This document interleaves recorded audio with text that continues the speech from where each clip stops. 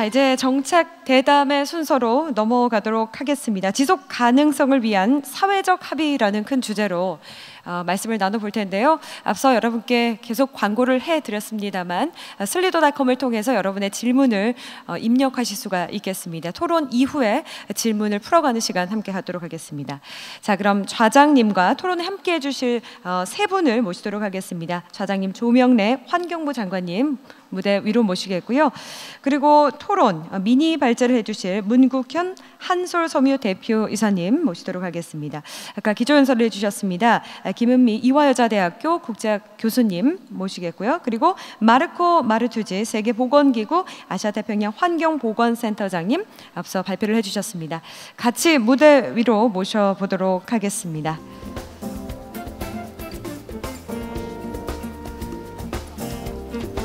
네, 좋은 토론을 부탁드립니다. 여러분 박수로 한번 부탁드려 볼까요? 네, 반갑습니다. 이 정책 대담 진행을 맡은 저는 환경부 장관을 맡고 있는 조명래입니다. 아까 소개하셨습니다만 다시 인사드립니다. 자, 앞서 제레미 리프킨 교수 등을 포함해서 세 분의 아주 중요한 그런 발제가 있었습니다.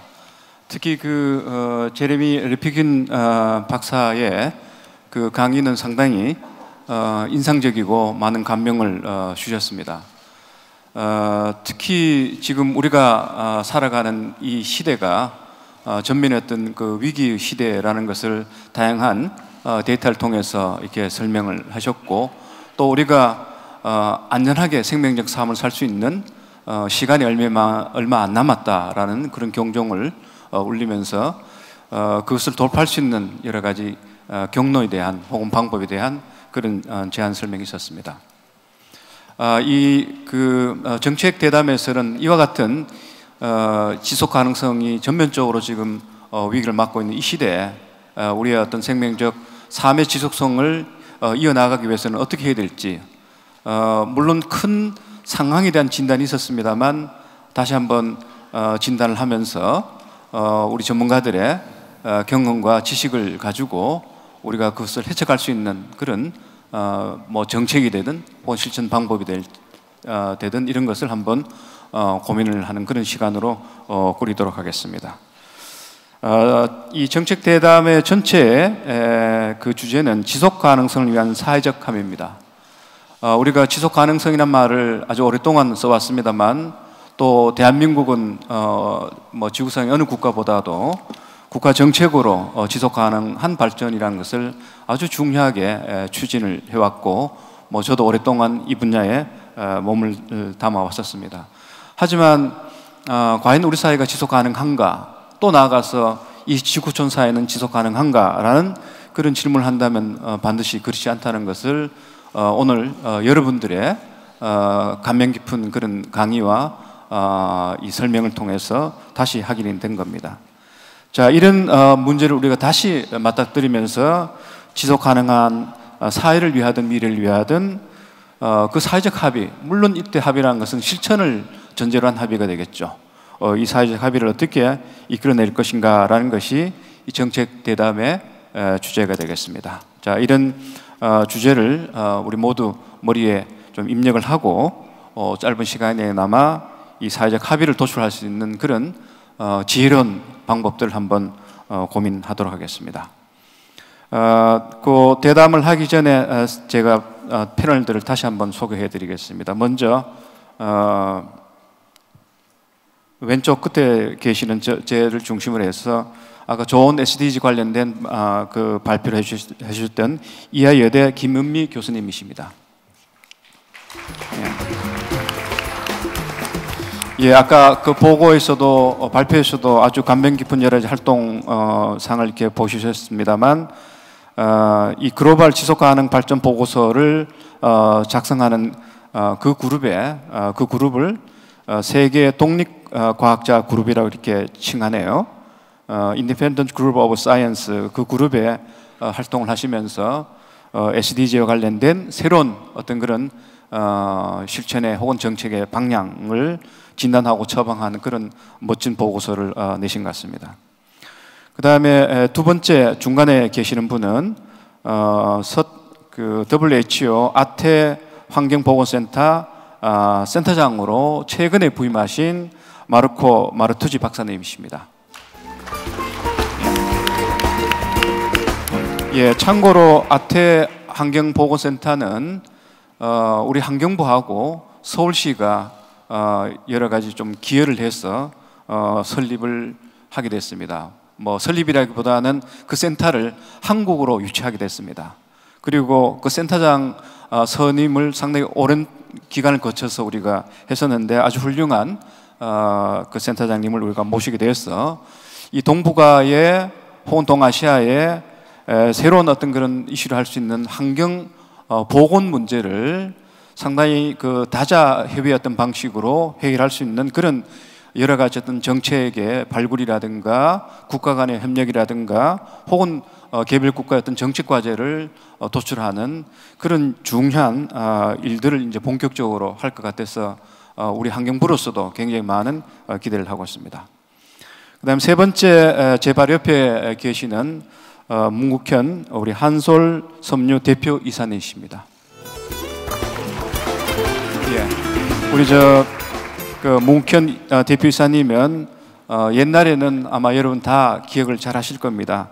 그 유명한 유황 캠벌리에서 그야말로 환경 경영과 사회적 책임 경영이라는 새로운 경영 패러다임을 소개를 우리나라에 소개를 하셨고 또 그것을 가지고 우리 국민 경제 전체 확산하는 국가 경영 전체 확산을 하는 그런 기업인으로서뿐만 아니라 혁신가이자 사회적 어떤 그 디자이너와 같은 그런 역할을 줄곧 하셨습니다. 지금은 한솔 섬유 대표 이사이면서 동시에 뉴 패러다임 인스티튜트의 대표로도 활동하고 계시고 또 국제적으로 여러 가지 환경 경영과 관련된 활동들을 아주 열심히 하고 계시는 정말 한국을 대표하는 세계적인 지도자다 이렇게 저는 평소에 이렇게 생각을 하고 있습니다. 자, 이 세 분의 이제 그 의견을 듣는 혹은 의견을 나누는 그런 대담 시간을 갖기 전에 좀 특별한 시간을 갖도록 하겠습니다. 아까 그 세 분의 주요한 발제가 있었습니다만 그 중에 좀 빠졌다고 하는 것은 결국 이제 이 우리가 먹고 살아가는 이제 문제인데 이 비즈니스계에서 이런 지적 가능성의 위기라든가 환경 위기를 어떻게 인식을 하고 또한 넘어설 것인가라는 것이 우리가 실천이라든가 정책이라는 측면에서 보면 굉장히 중요한 문제 제기라고 저희들은 보고 있습니다. 아까 그 제리미 그 리프킨 그 교수의 발표에서 보면 이런 내용이 나오고 있습니다. 우리가 산업혁명을 이룩한 지가 벌써 200년이 됩니다만 또 그리고 산업혁명의 결과로서 우리는 현재 물질적으로 굉장히 풍요한 근대적 삶을 살아오고 있고 뭐 앞으로도 아마 살아갈 것으로 보고 있습니다. 특히 대한민국은 이 근대화를 아주 성공적으로 이룩한 나라인 만큼 우리 국민들은 그 근대화 혜택을 아주 전 세계적인 어느 뭐 국민들보다도 많은 혜택을 누리고 있습니다. 그런데 아까 그 제레미 리프킨 교수의 그 발표에서는 아직도 전 세계 이 시민의 45%가 산업화 이전의 수준의 어떤 삶을 유지하고 있다라는 그런 진단을 이렇게 제시했습니다. 그러니까 200년 동안 우리는 멋진 산업화를 했다고 하지만은 여전히 인구의 절대 다수는 반에 해당하는 인구는 산업화 이전에 여전히 반문명적인 삶을 살고 있다 이렇게 진단을 한 거고 그런 상황에서도 또 우리가 앞으로 더욱더 나은 삶을 살 수 있는 그런 시간적인 여유가 많지 않다는 또 그런 경종을 울렸습니다. 다시 말씀드려서 앞으로 11년, 12년 이내에 우리 어떤 근대적 삶 전체를 바꾸지 않는다면 인류의 생명적 미래는 없다는 이제 그런 진단을 하셨습니다. 그만큼 이 위기가 심각한데 그 위기가 어디서부터 시작되느냐, 그 뿌리가 뭐냐. 오늘 참석을 하지 않는 못하신 사스키아 사센 교수는 그 모든 것을 자본주의 세계화에서 찾고 있습니다. 뭐 쉽게 말씀드린다면 다 모든 것은 먹고 살아가는 이제 문제라고 이렇게 볼 수 있을 것 같습니다. 따라서 우리가 뭐 거창하게 여기서 자본주의 문제를 다시 이야기를 할 수는 없습니다만, 좁혀서는 우리가 먹고 살아가는 이 경제의 문제가 결국 가장 중요한 위기의 어떤 그런 뿌리이자, 또 그동안 우리가 또 누려왔던 번영의 뿌리기도 했습니다만, 지금 두 가지는 서로 착종이 되면서 그야말로 인류의 미래를 상당히 어둡게 이렇게 만드는 것 같습니다. 자, 이런 측면에서 좀 보조 발제를 먼저 좀 우리 옆에 계시는 문국현 대표이사님께 좀 부탁을 드리겠습니다. 그동안 이 경영이라든가 뭐 기업의 운영 방식이라든가 혹은 뭐 경제 전체의 패러다임을 바꾸기 위한 여러 가지 해안들을 많이 제시했습니다만, 짧게나마 다시 그동안 고민하셨던 것을 좀 소개를 해주시면 우리 참석하신 분들도 조금 더 우리가 폭넓게 세상을 이해하고 오늘 대담을 풀어가는데도 상당히 중요한 또 길라잡이가 아마 될 것 같아서 시간을 많이 못 드리겠습니다. 한 5분 정도 제가 시간을 먼저 드리겠습니다. 네. 예, 감사합니다.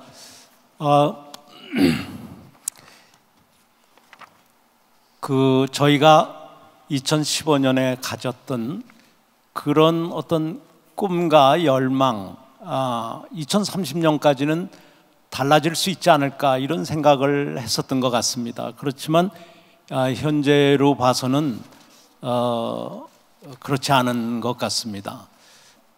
여기 보시다시피 이 지구온난화의 과정이 불과 0.5도가 바뀌는 그런 거가 실제 지표면에서 나타나는 온도 차이는 엄청나고요.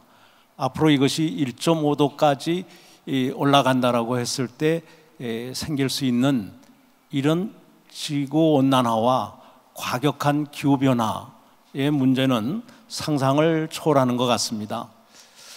그래서 지금 어떻게 보면 아프리카 중서부 쪽에 집중돼 있던 이런 열파가 사실은 지중해를 넘어서 유럽 전역으로 번지고 있습니다. 그래서 뭐 올해 유럽의 꽤 많은 지역들이 40도 이상의 이런 열파를 경험을 했는데, 이러한 현상들은 앞으로도 계속되고 이로 인한 그 수많은 사상자라든가 건강의 위협은 아까 마루투치 센터장께서 잘 이야기하신 바가 있는 것 같습니다.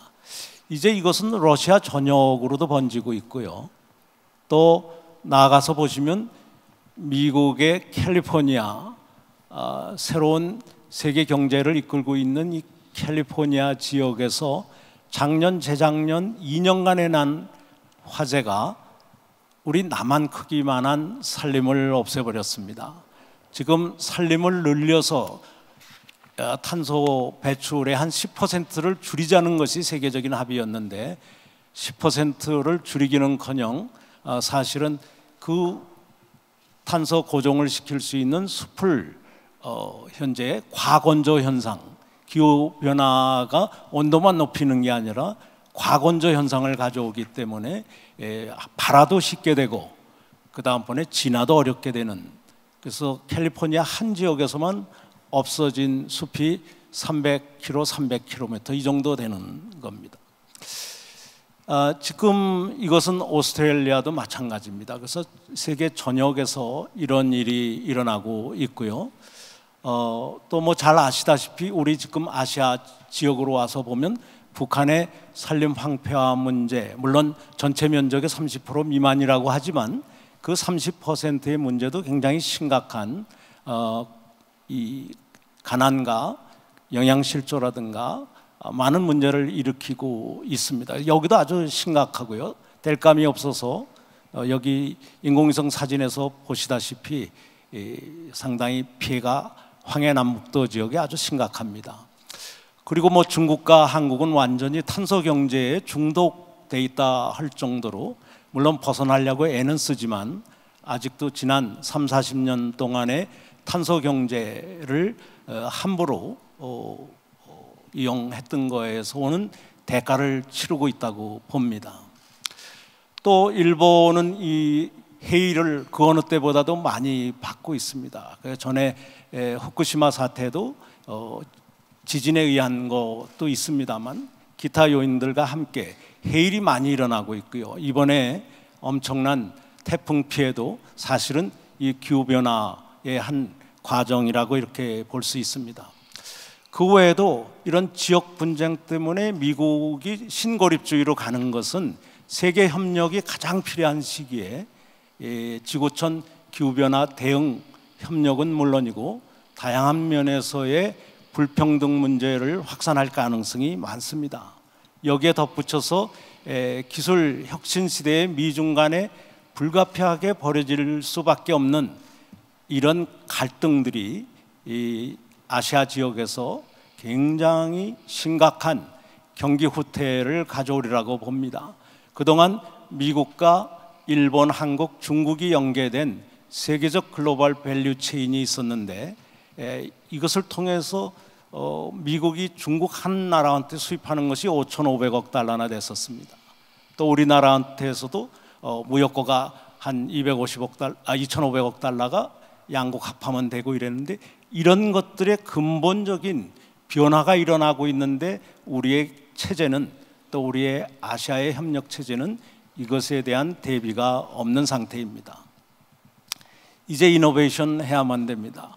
제레미 리프킨은 과거에도 노동의 종말에서도 이야기했고 탄소경제에서도 얘기했고 오늘 또 얘기했습니다만 정말 이제 가속화하지 않으면 기업도 사회도 지구촌도 굉장히 큰 위기를 맞지 않을까 이렇게 생각이 됩니다. 다행스러운 것은 지난 8월 19일 날 세계 인류 기업인 181명이 라운드 테이블을 가졌습니다.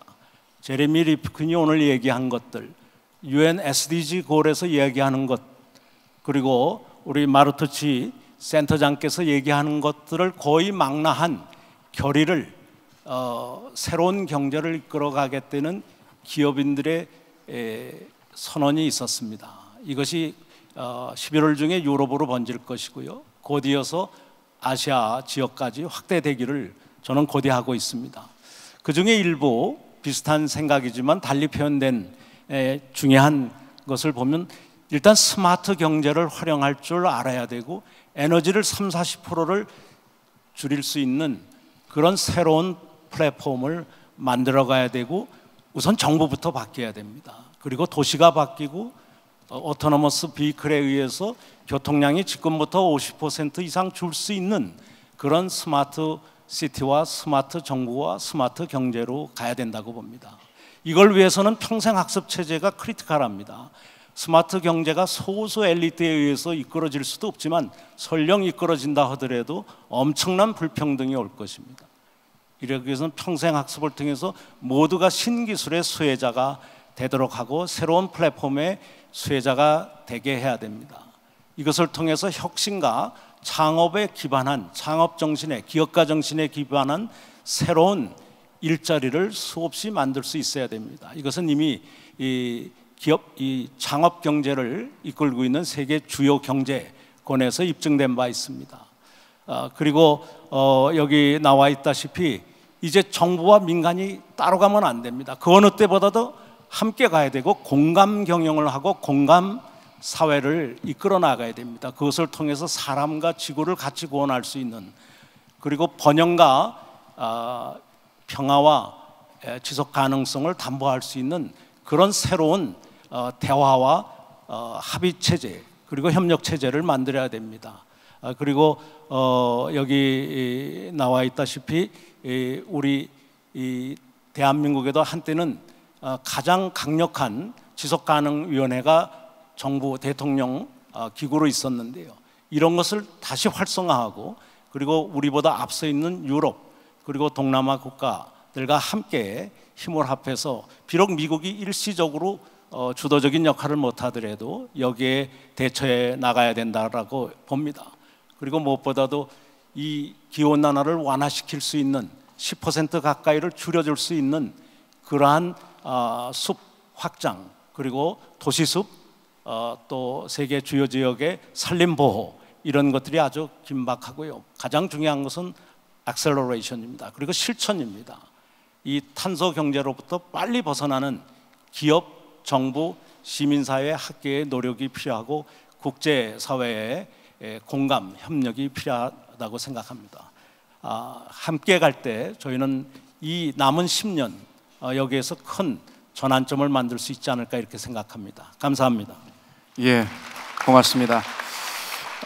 뭐 발표 제목을 보셔서 아시겠습니다만 Imperatives for Sustainability, 지속 가능성을 추구하는 뭐 주동력이라 해야 되겠습니까? 그런 멋진 제목으로 짧은 시간에나마 많은 해안을 담은 그런 말씀을 하셨습니다. 다시 한번 박수 좀 부탁드립니다. 예. 제가 문 사장님과는 저는 대표이사님을 늘 문 사장님이라고 부르고 있습니다. 옛날 요한 캠블리 사장 때부터 같이 활동을 하셔가지고 저는 이제 그런 표현이 좀 익숙합니다. 그 남은 시간은 이렇게 운용을 제가 하겠습니다. 먼저 우리 세 분 이 토론자 분들께 공동의 질문을 제가 먼저 드리겠습니다. 그래서 각 질문에 대해서는 한 2분 내지 3분 정도로 압축해서 답을 주시면 될 것 같습니다. 그 다음에 그렇게 해서 공동 질문에 대한 라운드가 끝나면 우리 그 토론자에 대해서 개별 질문을 제가 3가지를 드리겠습니다. 그렇게 해서 각 그 토론자들께서는 제가 순서대로 드리는 3가지 질문에 대해서 마찬가지로 한 2분 내지 3분 정도 압축적으로 이렇게 대답을 해주시고요. 그 다음에 마지막으로 일종의 랩업하는 일종의 공동 질문을 또 하나 드리도록 하겠습니다. 그렇게 해서 이 토론자 분들의 말씀을 다 듣고 난 뒤에는 청중석에서 3분의 질문을 받아서 오늘 참석하신 이 토론자 분들께서 답을 이렇게 할 수 있는 그런 순서로 꾸리도록 하겠습니다. 예, 그럼 먼저 공동 질문을 제가 먼저 드리겠습니다. 많은 분들이 지금 이 시대가 위기 시대라고 이야기를 하고 있습니다. 뭐 사회적 불평등이 심화되거나 혹은 환경적 지속 가능성이 위기에 있거나라는 이제 이런 여러 가지 진단들을 많이 하고 있습니다. 어떤 면에서 본다면 이런 용어들이 너무 난무하기 때문에 우리가 감각을 상실하고 있다고도 볼 수 있습니다. 자, 과연 그렇다면 지금 우리가 직면하고 이와 같은 위기라든가 문제가 과거에 우리가 직면했던 것들과 비교한다면 어떤 차이가 있는 건가? 과연 새로운 건가? 다른 건가? 라는 그런 좀 근본적인 질문을 좀 해봐야 될 것 같습니다.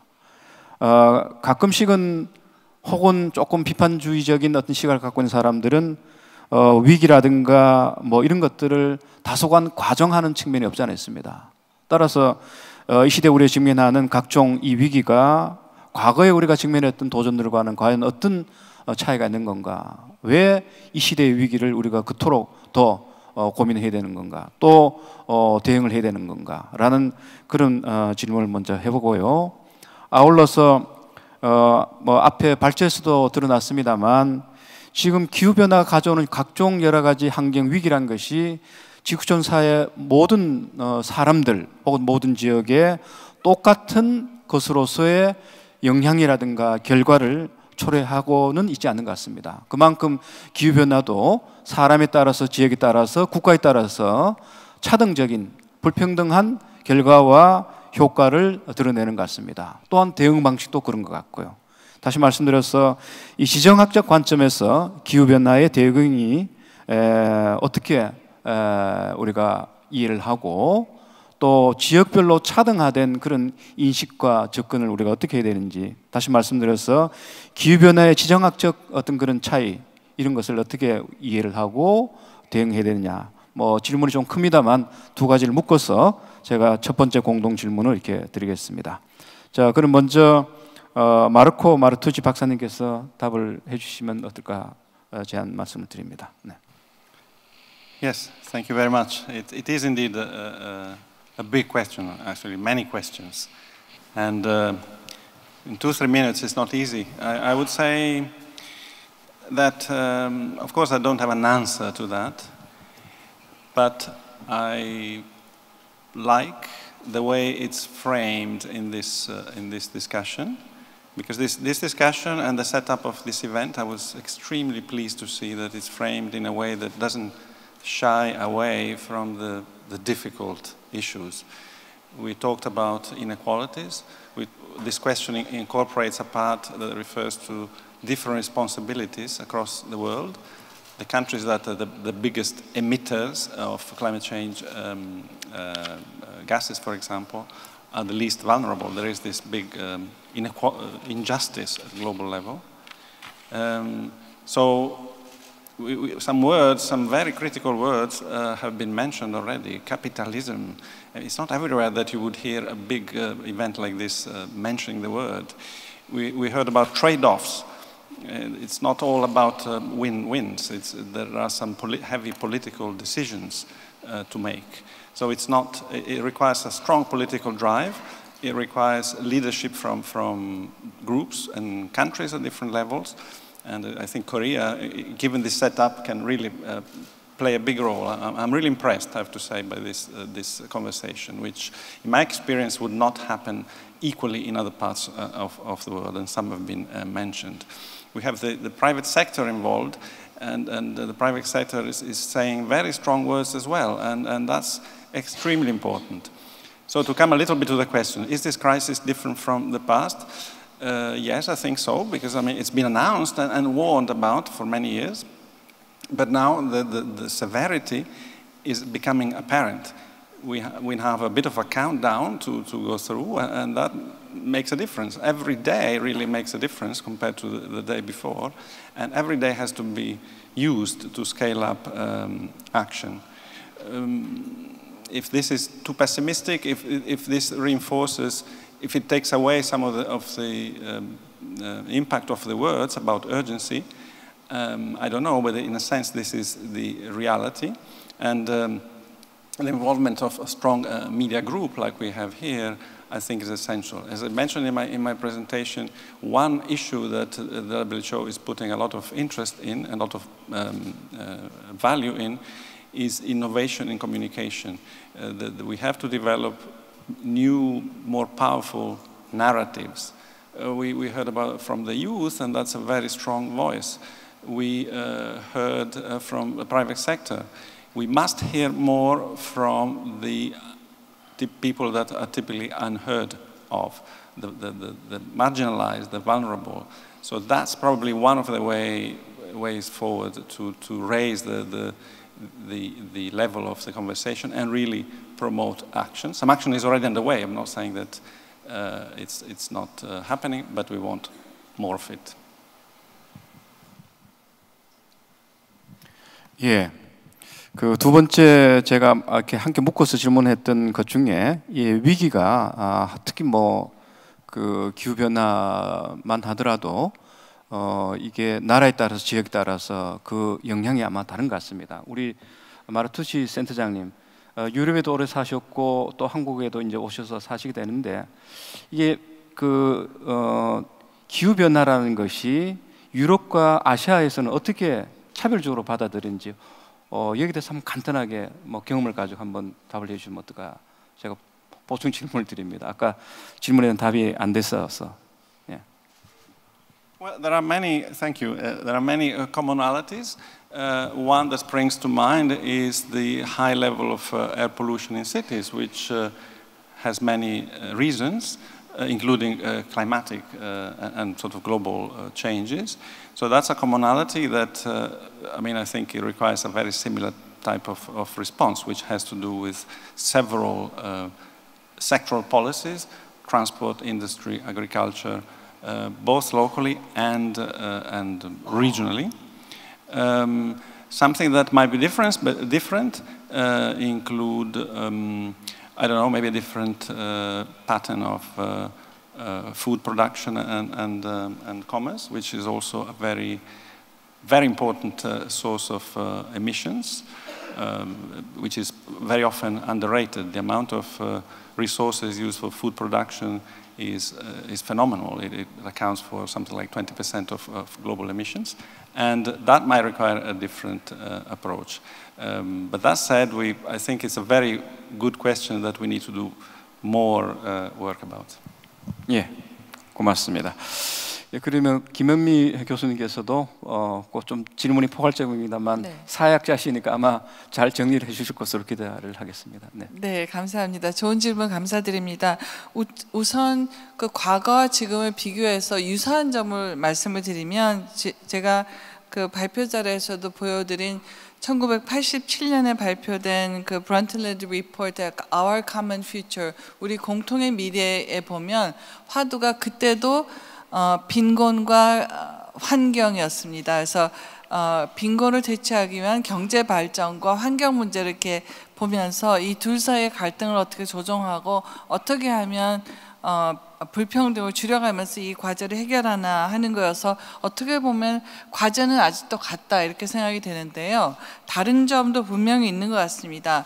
하나는 저희가 그 Sustainable Development Goals에서 얘기하는 거는 이 환경과 경제 발전의 문제를 상생적으로 같이 가는 거에 대해서 고민을 정말 더 많이 해봐야 되겠다는 그런 그 문제의식이고요. 그래서 그러니까 빈곤을 대체하기 위한 경제 성장을 위해서 환경을 파괴하는 일은 더 이상 하지 말아야 되겠다. 그래서 발전도 친빈곤층을 위한 발전이 되어야 되지만 이것이 결코 환경 파괴, 그러니까 이건 한 세 가지가 되겠죠. 하나는 자원 고갈이 있겠고 환경 오염이 있겠고, 또 하나는 우리가 환경에 배출한 쓰레기, 아마 이 세 가지가 가장 중요한 그 환경의 화두일 텐데, 이런 문제를 해결하는 경제 발전, 해결하는 경제 성장, 사회 발전이 같이 가야 된다는 것이 아마 큰 차별점으로 저희가 문제 해결을 위한 제시를 한 거고요.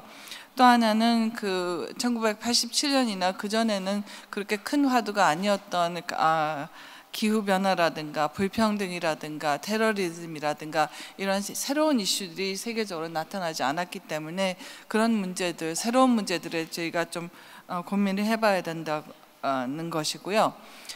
두 번째 질문하셨던 그럼 지역별 차이는 있는가?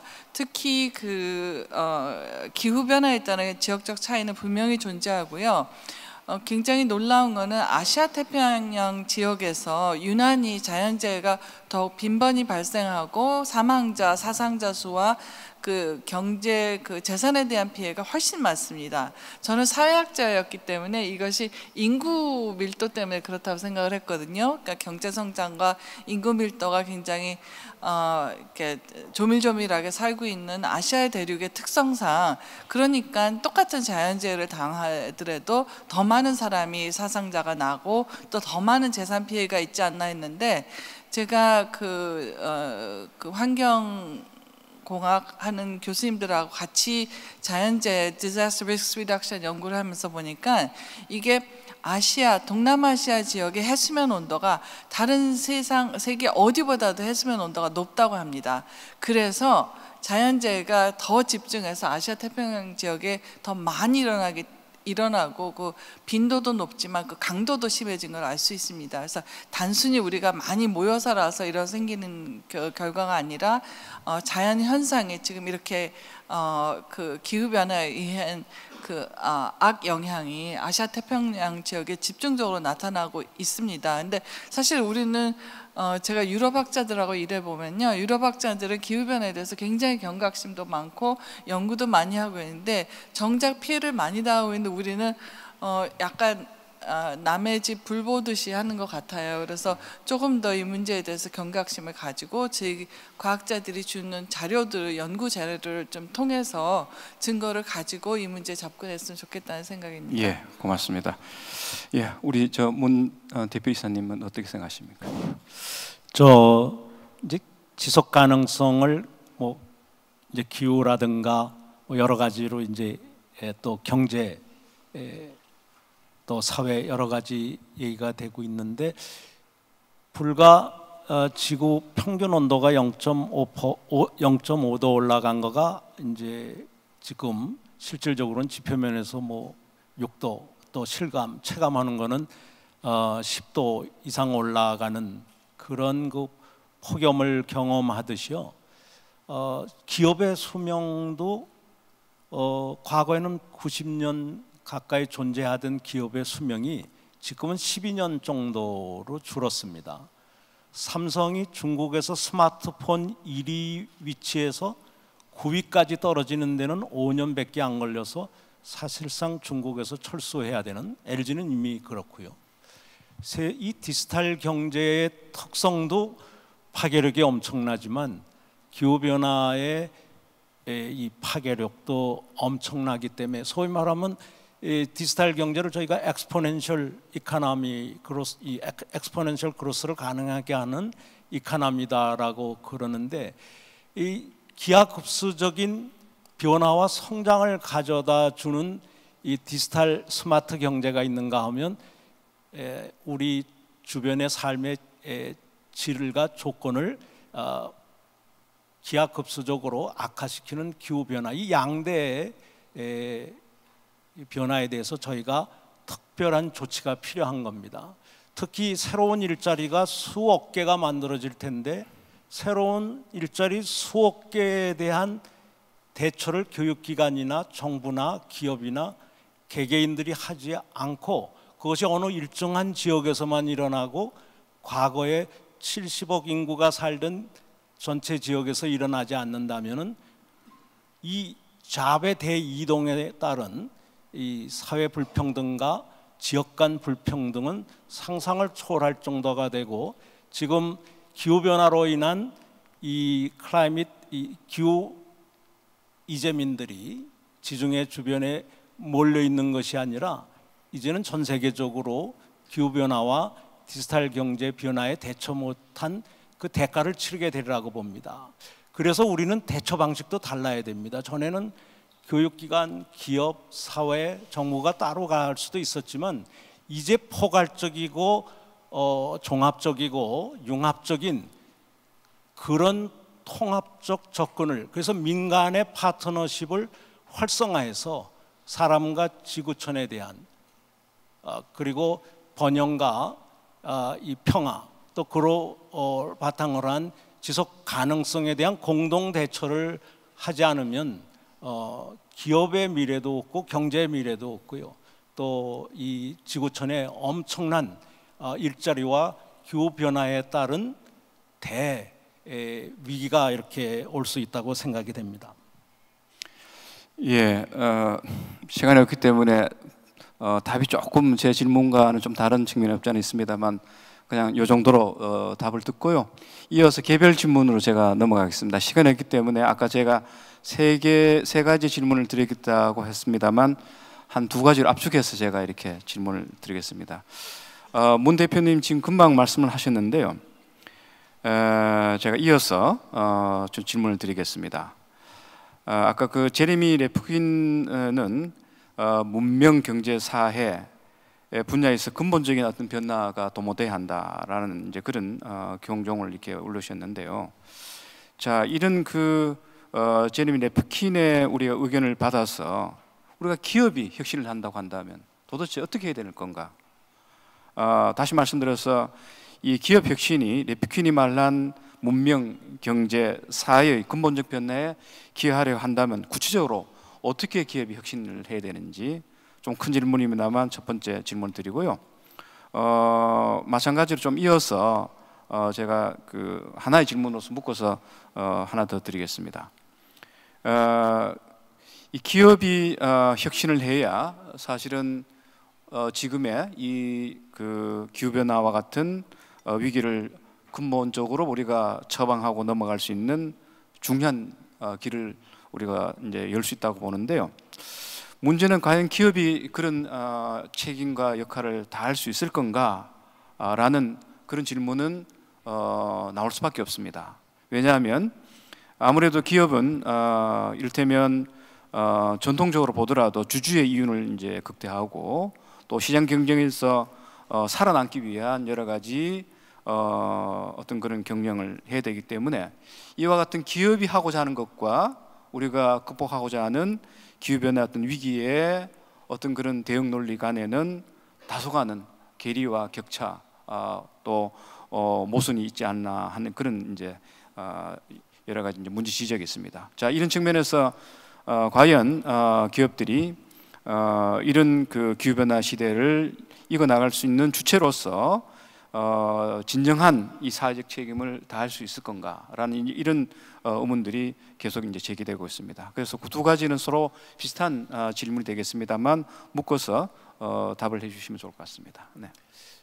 제레미 리프킨의 얘기가 얼뜻 보면 과격하게 들립니다. 그 노동의 종말을 과거에 얘기하거나 탄소 경제의 종말, 그리고 한계 비용 제로의 시대에 또 오늘 얘기하신 이런 문명의 대전환을 얘기할 때 좀 과격하게 보이지만 가장 실용적이고 세속적이라고 보일 수 있는 기업인 181명이 지난 8월 19일 날 선언한, 거기에는 뭐 잘 아시겠지만 애플이나 이런 데 사람도 있고 또 아마존의 베조스도 있고 다 들어가 있습니다. 세계적인 성공한 CEO들 181명이 들어가 있는데 그 내용을 보면 리프킨의 내용과 거의 비슷할 정도로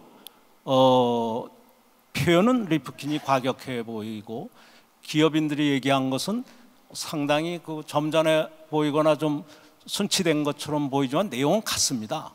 그리고 기업이 더 큰 역할을 이제 해야 된다. 정부가 기껏해야 5% 안팎의 일자리를 창출하지 않느냐. 이것 가지고 대처할 수는 없다. 나라에 따라 좀 다르지만 95% 이상의 일자리를 만들어내는 기업이 또 일부 NGO, NPO들이 좋은 일자리를 제때 세계적인 대변화에 뒤지지 않게 만들어내는 보다 큰 역할을 해야 되고 그 181명이 앞장서서 하고 유럽을 설득하고 아시아를 설득하겠다는 거거든요. 그래서 저는 아직 희망이 있다라고 보고 기업한테 더 큰 역할을 줘야 된다라고 생각합니다. 정부가 뭐 할 수 있다고 하는 전체주의적이거나 중앙집권적인 생각은 항상 실패합니다.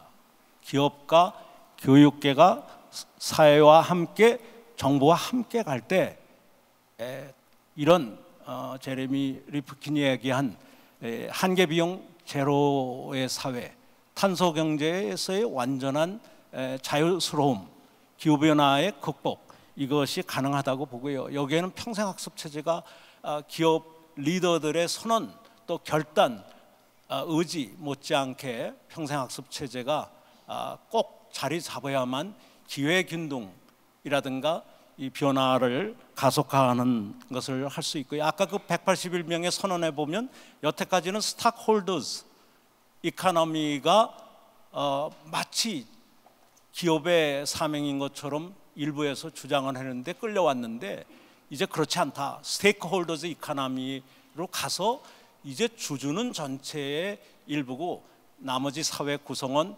환경, 지구촌에 대한 책임을 다하겠다는 것입니다. 여러분 기업에 기회를 주시고 NGO와 NPO, 교육기관에 기회를 주십시오. 정부가 다 할 수 있는 건 아닙니다.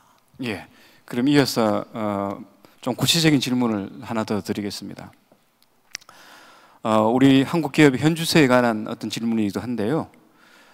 최근에 이제 우리 환경부에서는 온실가스 감축의 가장 중요한 부분이 산업입니다. 특히 기업, 사업체에서 나오는 이런 그 온실가스나 미세먼지를 줄이는 게 중요한 건데 이것을 우리가 달성하기 위한 중요한 정책 수단으로 탄소 배출권 거래제를 우리가 도입해서 운영하고 있고요. 하지만 여전히 우리 기업계에서는 이 탄소 배출권 거래제와 같은 이런 제도의 어떤 운용에 대해서는 좀 부담을 느끼고 있습니다. 그 다음에 또 저희들이 저희란 말 환경부를 이야기합니다만 우리 사회 그 여러 가지 환경 문제 중에 하나가 환경 보건 문제가 있습니다. 여러 가지 유해 환경에 노출됨으로써 겪는 수용체 환경 문제가 되겠습니다. 자, 이런 문제를 우리가 관리하기 위해서 화학 물질에 대한 관리를 상당히 엄격하게 하고 있습니다. 하지만 최근에 일본 정부의 대한 수출 규제에 어떤 그런 제동이 이루어지면서 업계에서는 화학 물질 규제에 관한 것을 좀 많이 완화해달라는 이런 이제 요구가 있는데 사실 이것은 기업의 사정을 우리가 이해하면서도 잘못 우리가 규제 완화를 하게 되면 국민의 생명 안전 장치가 풀리는 이런 또 문제가 있습니다. 자, 이랬을 때 우리가 정책을 어떻게 균형되게 추구할 것인가 참 고민이 됩니다. 자, 이런 문제에 대해서 우리 문 대표 이사님께서는 우리 기업들에 전하고 싶은 메시지 같은 것이 있을 것 같은데 어떤 메시지를 전할 겁니까? 우선 저희가 여기 여성재단 이사장님도 나와 계신데 20년 전에 이제 여성재단이라는 것도 만들었고 사회적 대화 기구를 활성화했었습니다. 그래서 이 사회적 대화 기구를 통해서 대립적 생각마저도 이 서로가 경청하면서 기업과 정보와 시민사회와 학계가 같이 갈 때 할 수 있는 것들을 하다가 보면 사실 할 수 있는 게 많습니다. 아까 스마트 경제에 대해서 독일이 지난 10년 동안 이룬 그 일자리 창출 600만 개도 정말 놀라운 일이지만은요, 거의 600만 개 좋은 잡들을 만들었는데 우리하고 비슷한 고용률을 가지고 있던 나라가 거의 한 9% 앞서 버렸거든요. 9% 10% 이렇게 앞서 버렸는데, 또 하나 놀라운 것은 에너지 소비량이 과감히 줄고 있다는 겁니다.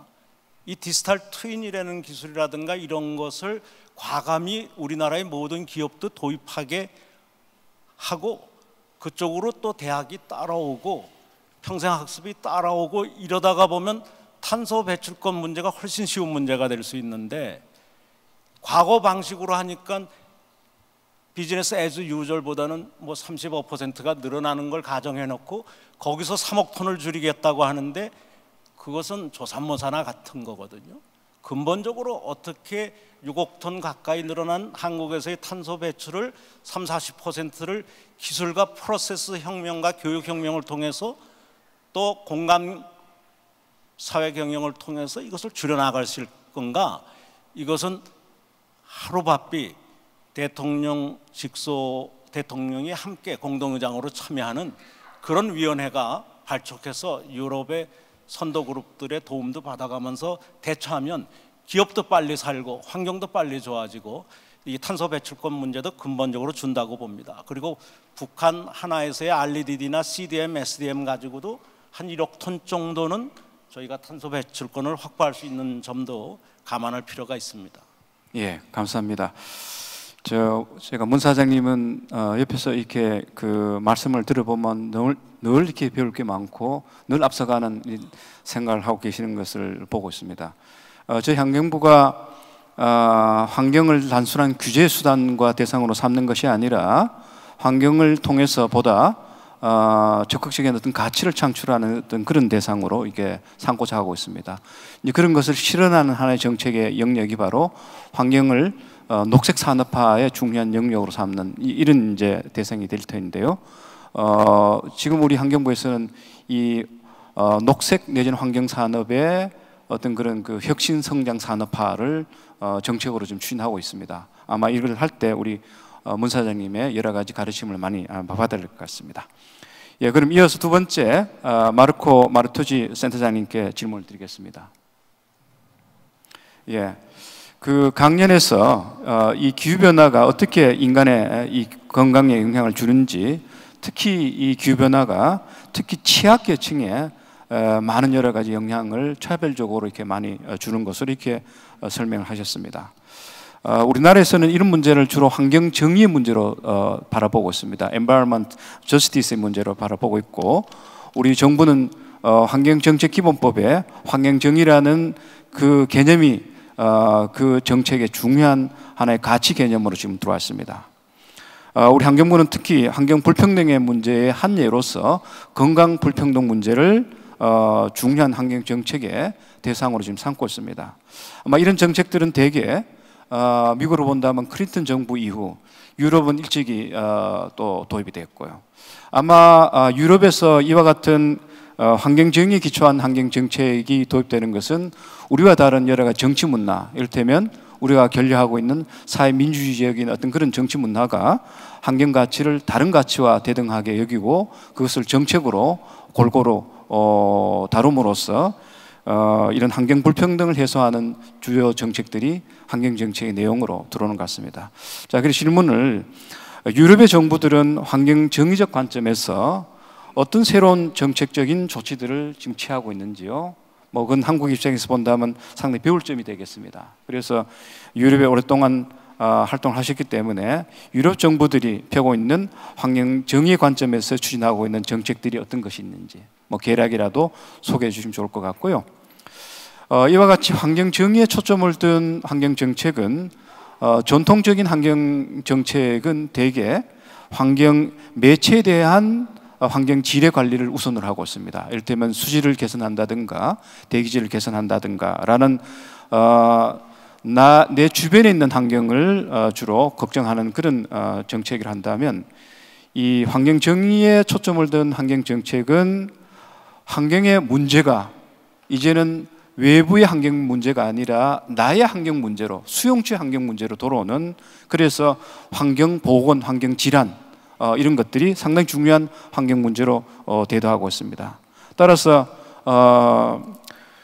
우리 센터장님의 전공 영역이라고도 볼 수 있겠습니다만, 건강에 초점을 맞춘다면 환경 정책은 어떻게 달라져야 되느냐, 조금은 정책 기법적인 문제가 되겠습니다만 두 가지 질문을 제가 묶어서 좀 답을 부탁을 드립니다. 네. Thank you very much once again, Mr. Minister, for a very important questions. And again, many things that need to be considered. I'd start maybe from your second question, when you asked about the difference between, let's say, traditional environmental policies.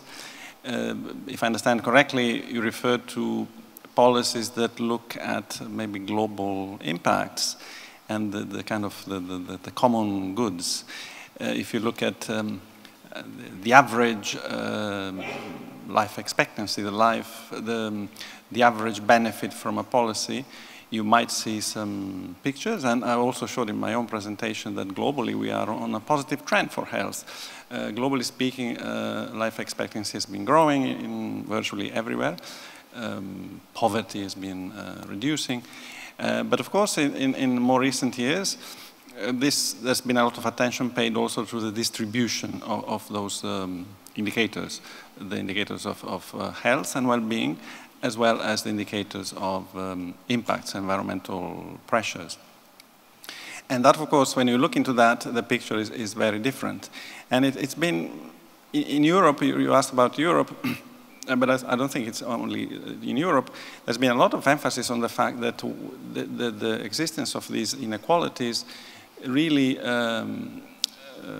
blemish the good gains that have been achieved, and those are undeniable. I mean, progress has been made, but this existence of these inequalities really can damage the whole picture. The policies in Europe you asked about, yes, there's been increasing attention paid to that front. Especially when it comes to European Union countries, and there's a rather big difference in the European region between EU countries versus non-EU countries. The EU legislation is very articulated. It has framework directives for air quality, for waste, for a number of environmental sector topics.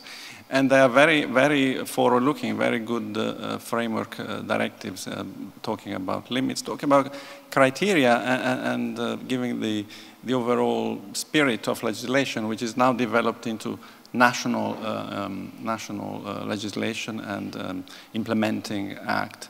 So that's a very strong basis. And by the way, the spirit of that legislation, which has to do with maximum protection in all sectors, with a precautionary principle when it comes to uncertain effects, is on distribution and inequalities. I was very pleased to see that a similar spirit and a very forward-looking legislation is in the national Korean Act on Environment and Health. So that's a very strong basis too, I think, and I see a lot of commonalities there. In this region, I also want to mention that you talk about when we see the impacts of things like climate change. Well, as I mentioned in my presentation, in places like the Pacific Island countries, you can really touch it. The impact is there, is devastating. Hospitals have to be removed. Sport facilities have to be relocated. The whole health systems not prepared to face the increasing amount of extreme weather events, for example. So that combination of factors, you have a large impact, more vulnerability, maybe less resources to respond and prepare. That makes a kind of multiple pressure generating this big issue of environmental injustice. 예, 고맙습니다. 두 번째 질문 좀 가벼운 질문입니다. 지금 WHO 아태환경보건센터장으로 이제 부임하셨는데 앞으로 그 센터의 활동 중에서 어떤 부분에 주로 중점을 두실 계획인지요? 그리고 한국을 포함한 이 동아시아 국가들과의 협력은 어떻게 할 계획인지 센터장으로서의 좀 역할이 해도 되겠습니다. 좀 그런 질문을 마지막으로 드리고 싶습니다. 네. Great, I'm very glad you asked this question, and because you asked this, I want to repeat once again our gratitude, WHO's gratitude for the support that the Korean government and in particular the Ministry of Environment is giving us together with the city of Seoul. It's really great, and it shows serious commitment into environment and health. So we are starting now the operations with opening 3 positions. We will be looking at air pollution, climate change, and chemical contamination of water as the initial topical areas. We definitely plan on collaborating with different communities in the region and in Korea. We need a lot of people's help in the scientific community, in the policy community, in the governmental and non-governmental circles, in the private sector community as well. And we really, I mean, because it's a small office facing a big challenge, we cannot certainly do things on our own. We must activate strong partnerships and collaboration. So we will definitely get back to you, your colleagues, and many of the people here, and other events. I was last week in Daegu for a conference of the scientific community. There's a lot of activity in the country, and we definitely count on a very close collaboration with all of them. Thank you. 예, 고맙습니다. 시간이 얼마 안 남았네요. 자, 마지막 김은미 교수님께 질문을 드리겠습니다. 아까 발표에서 이미 많은 답을 주셔가지고 제가 뭐 사실 추가적으로 이렇게 질문하기가 쉽지는 않는 것 같습니다. 아까 발표 중에 이렇게 제가 들은 것으로서 지속가능 발전 목표가 지금 잘 달성이 안 되고 있다. 그러면서 한 4가지의 그 이유를 혹은 뭐 잘 달성되지 않는 영역이라 되겠습니까? 이렇게 말씀을 하셨죠. 이를테면 기후 변화 경감, 그 다음에 생물 다양성의 후퇴, 불평등의 어떤 심화, 환경 파괴의 어떤 심화 이런 말씀을 하셨는데 지속 가능성을 이렇게 어렵게 하는 이 3가지 영역 현상의 4가지 중에 사실 3가지는 다 환경과 관련되는 것 같습니다. 그래서 우리가 지금까지 지속 가능 발전이라는 것은 경제, 사회, 환경 3가지의 균형점을 추구하는 그런 정책이랄까 실천을 해왔는데 결과론적으로 보면 늘 정말 존중해야 되는 혹은 우리가 지켜야 하는 환경은 늘 뒷전으로 이렇게 떨어져 나와 있는 것 같습니다. 자, 이 문제는 왜 이렇게 구조적으로 환경이 우리가 다른 부분과 밸런스를 좀 맞춰서 가야 됨에도 불구하고 결과론적으로는 늘 환경이 뒤처지고 또 최종적으로는 가장 많은 어떤 그런 비용이 발생하는 것이 되는 겁니까? 너무 중요하고 좋은 질문인데 제가 답변을 드릴 수 있으면 아마 어디 더 좋은데 가 있을 것 같긴 한데요. 아마도 저희 생활에 더욱 밀접하게 느껴지는 뭐 직장이 없거나 또 빈곤해서 아이가 굶어 죽고 있거나 질병에 걸려서 병원에 가지 못하거나 하는 거는 조금 더 직접적인 문제이기 때문에 저희가 좀 이렇게 눈에 볼 수 있고 또 해결책도 찾는데 더 노력을 하는 반면에 기후라는 건 조금 모호하고 산소같이 늘 있을 것 같고 하기 때문에 조금 저희가 하지 않았나는 그런 좀 상식적인 답변을 드리고요.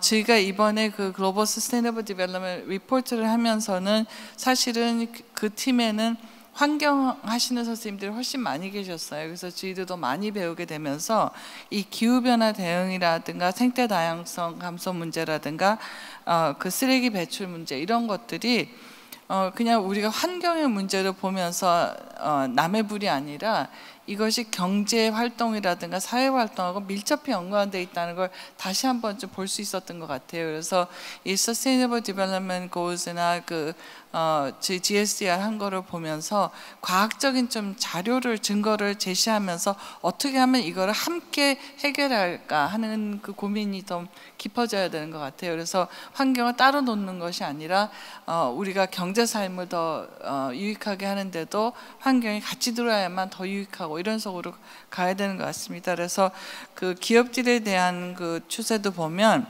환경 문제를 좀 끌어안고 기후변화에 적극적으로 대응하는 기업들이 국민들로부터 더 사랑을 받아서 기업 이윤도 더 올라가는 케이스들을 외국에서는 좀 심심치 않게 지금 보고 있는 것 같습니다. 그래서 이거를 분리한 문제가 아니라 함께 가면서 어떻게 해결할 수 있는지 또 기업이나 우리 개인이나 학교나 모두가 함께 정부가 함께 해야 되는 것이 아닌가 이렇게 생각합니다. 예, 사실 이 질문은 우리 교수님에 대한 질문이라기보다는 우리 자신 전부에 대한 질문이기도 합니다. 뭐 위기의 상당히 중요한 본질이 기후변화와 같은 환경과 관련된 위기입니다. 그래서 우리가 사실 이론적으로 다 알고 있습니다. 하지만 그것을 극복하자, 실천하자고 한다면 사실 그 부분에서 여러 가지 우리 행동의 변화가 있어야 되고 삶의 방식을 바꿔야 됩니다. 하지만 여전히 우리가 환경을 존중하는 삶에 대해서는 등한시하거나 부차하는 그런 마음을 다 갖고 있죠.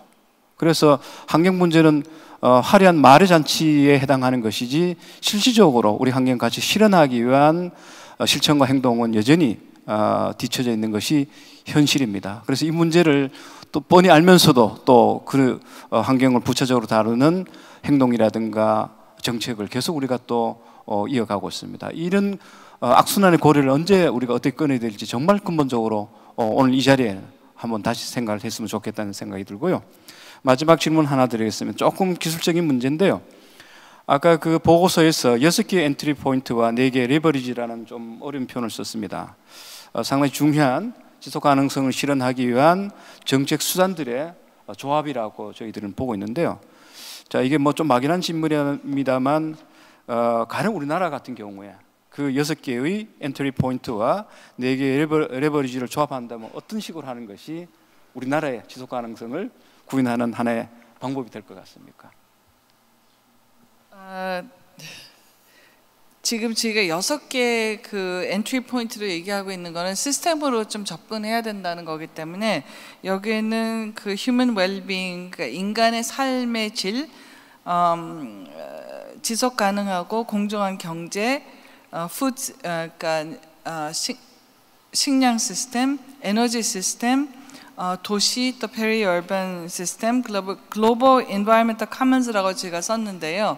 그러니까 그 환경의 공공재라고 하겠죠. 바다, 공기 이런 걸 어떻게 저희가 잘 지켜나가고 보존해 나가는가 하는 건데 이런 문제에 있어서 지금 governance라는 레버리지를 저희가 주고 있고요. government로 봤을 때는 대한민국 정부가 굉장히 효율적으로 효과적인 정부로 지금 전 세계에 알려져 있습니다. 그래서 정부가 굉장히 중요한 역할을 하는 것이 필요할 것 같고요. 그다음에 저는 무엇보다도 우리가 기업의 역할도 중요하지만 개개인들의 역할이 굉장히 전 중요하다고 봅니다. 그러니까 우리가 집합체로서 정부로서 국가로서 하는 것도 중요하지만 우리 개개인들이 소비자로서 또 행동하는 양심으로서 같이 활동을 해야지만 된다고 봅니다. 그래서 그 개인 활동도 저는 굉장히 중요하다고 생각돼서 대학교에서 저희가 강의하고 그럴 때 학생들이 이 문제에 대해서 더 저희 교수들보다 관심을 갖고 저한테 와서 왜 이런 강의 안 하냐고 할 때 저는 좀 희망을 보고 학생들과 함께 또 젊은 친구들과 함께 미래를 바꿔나가는데 제가 좀 그 초석이 된다고 하면 좋을 것 같습니다. 예, 사회학자시니까 사회학적인 언어를 쓴다면 시스템이라든가 제도보다는 행위자의 역할이 더 중요하다 이렇게 해석을 할 수 있겠죠? 같이 해야 돼요. 같이 해야 된다고요? 네. 예. 그러니까 제가 왜 그 질문을 다시 물었냐면 우리 미래 세대들이 최근에 우리 정부가 지구 뭐 환경 위기라든가 넷제로 같은 걸 선언하지 않는다. 빨리 서둘러야 된다. 저는 정부 정책을 맡고 있는 입장에서는 정부도 서둘러야 되지만 우리 개인들도 서둘러야 되는 생각이 늘 듭니다.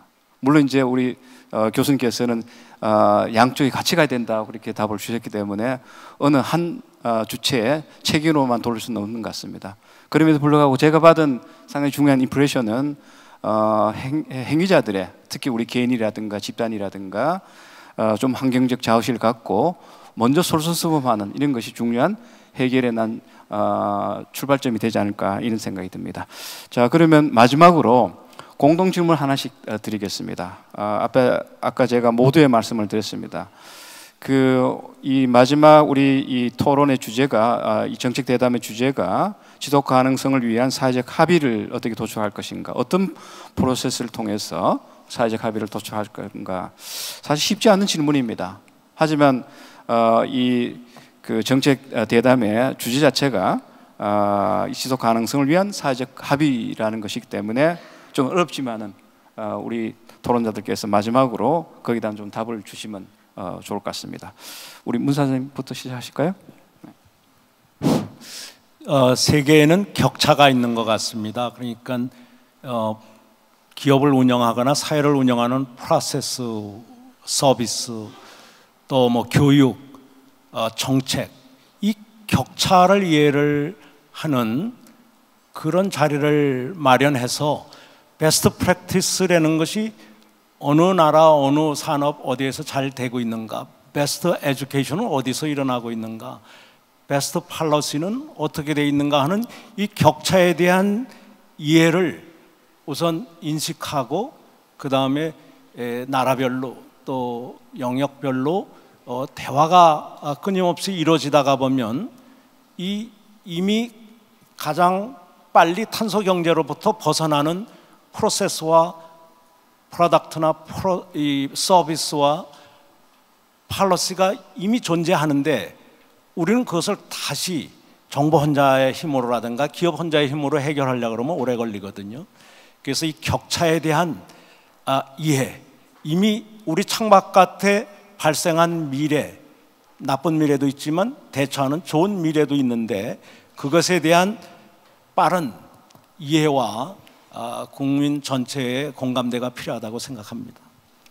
예, 다음은 마르투시 센터장님. 네. 사회적 합의를 어떻게 이끌어낼 것인가? 네.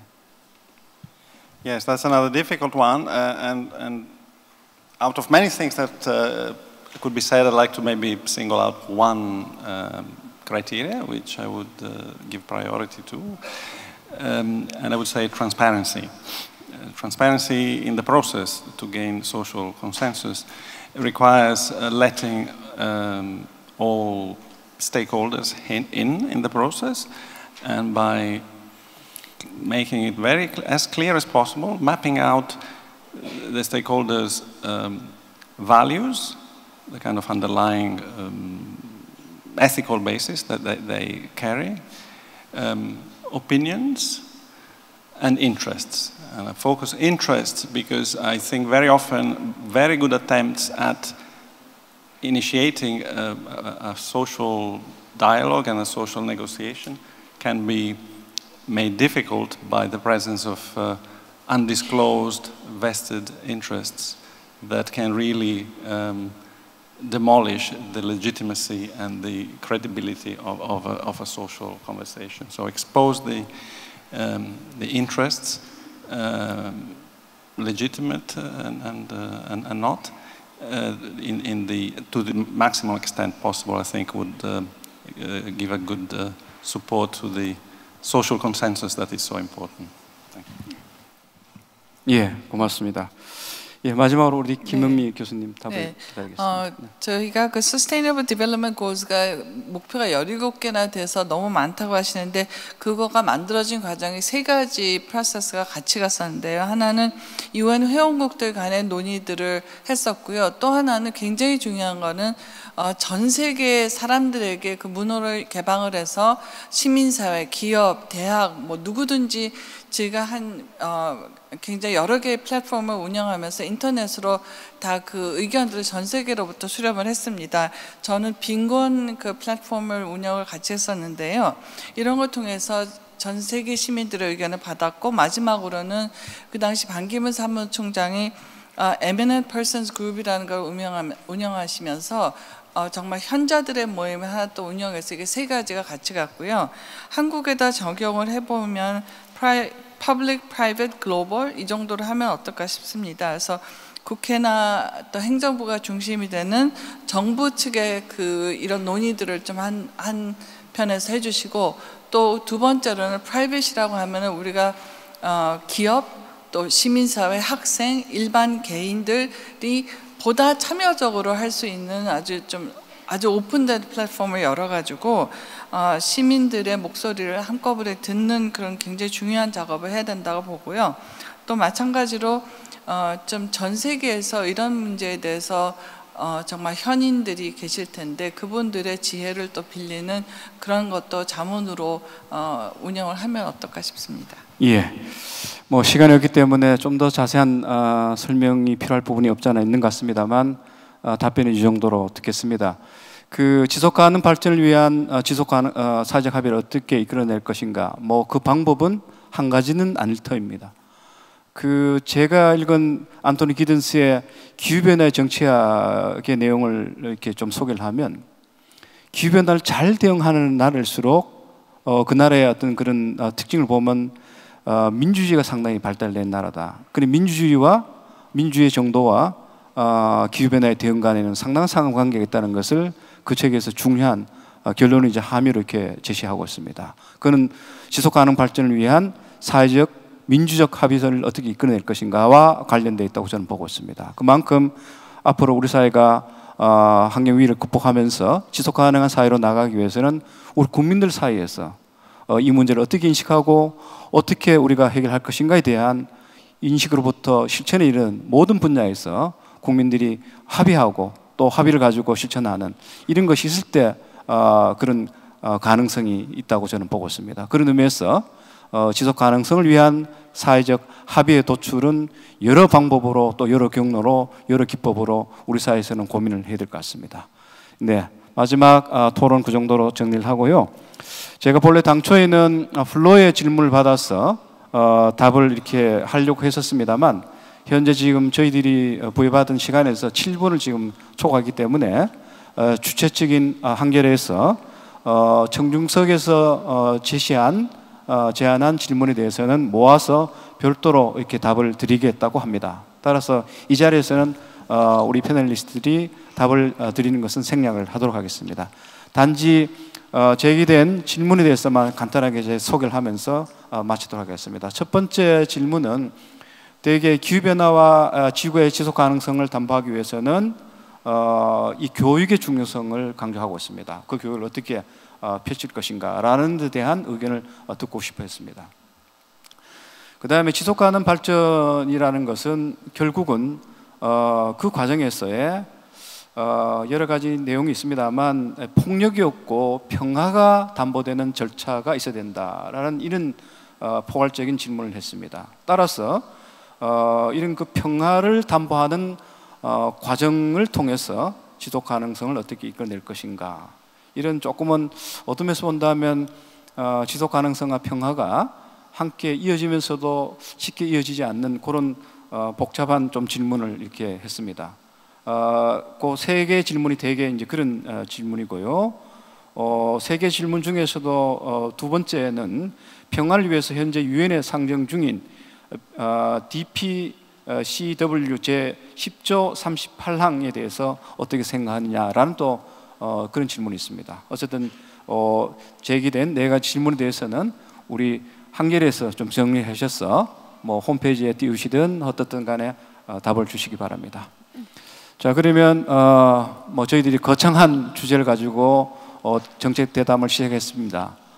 여러분한테 어느 정도 흡족한 그런 이야기와 또 내용이 전달된지는 모르겠습니다만 사실은 가볍지 않는 주제였습니다. 그럼에도 불구하고 또한 가볍게 우리가 넘어갈 수 없는 또 그런 주제이기도 합니다. 그 지금의 시대는 위기라는 것은 분명한 것 같고요. 위기를 넘어서는 것은 분명히 전환이라는 길을 통해서 해야 됩니다. 그 전환이라는 것은 우리가 갖고 있는 그 기존의 모든 것을 사실상 버리거나 바꾸거나 라는 정도의 아주 급격한 단절과 그 극복이라는 것이 있을 때 바로 전환이라는 것이 이루어진다고 저는 알고 있습니다. 전환 이론에서는 되게 그렇게 이해를 하고 있습니다. 그런데 그것이 말로서는 쉽습니다만 결코 우리가 행동을 한다거나 정책으로 풀어갈 때는 그렇게 쉽게 될 수 없는 것이죠. 기성의 어떤 그런 가치라든가 기존의 어떤 그 관성이라든가 이런 것에 너무나 우리는 익숙하기 때문에 그것을 버린다는 것이 결코 쉬운 것이 아니죠. 하지만 역시 위기의 극복 전환의 길은 그것을 넘었을 때 가능한 겁니다. 오늘 우리 대담에서는 그런 것을 다시 한번 근본적으로 성찰해보고 내가 있는 자리에서 그런 것을 어떻게 실천할 것인가, 또 우리 정부는 그런 것을 어떻게 정책으로 가져갈 것인가를 다시 한번 근본적으로 고민해보는 그런 기회가 저는 됐다고 이렇게 생각이 됩니다. 그 정도로 정책 대담을 마치고요. 오늘 좋은 의견을 주신 우리 패널분들께 마지막으로 힘찬 박수를 보내는 것으로 마치도록 하겠습니다. 네, 고맙습니다. 네, 감사합니다.